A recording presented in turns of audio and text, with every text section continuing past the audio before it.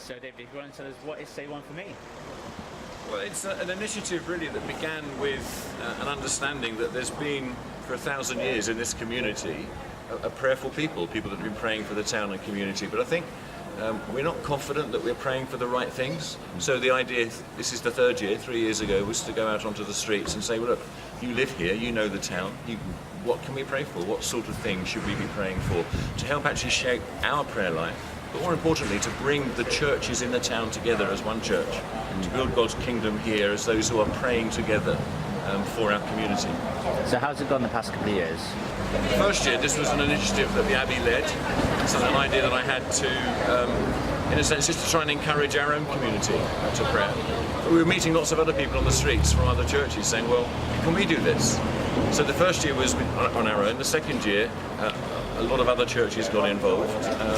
This year, the third year, everyone's now involved, and we're finishing on Sunday evening with a united Pentecost service in the Abbey with every church in the town coming together to thank God for the 9 days that we've had working and witnessing together. Amazing. So how many prayers have you collected over the years? Well, last year we over 700 prayers on these bits of paper, over 700, which was quite remarkable when you think that that's, for the amount of time that we're on the streets, just an hour a day, that works out at 1 a minute. Wow.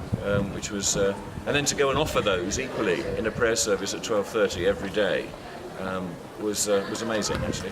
So have you got any stories of any of those prayers?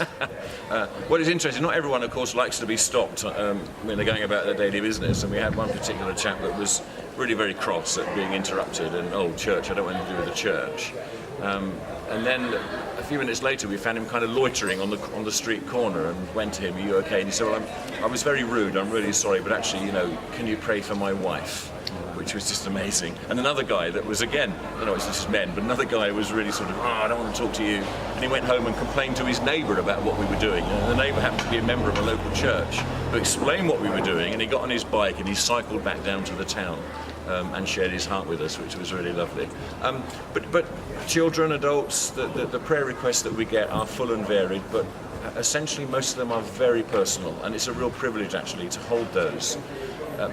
Last year it was the occasion of the Manchester bombing, you remember? Yeah. And nobody, not one person, expressed any kind of anger at God.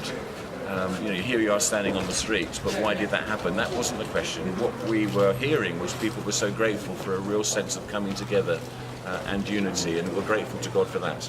Great. So what's the hope for this year?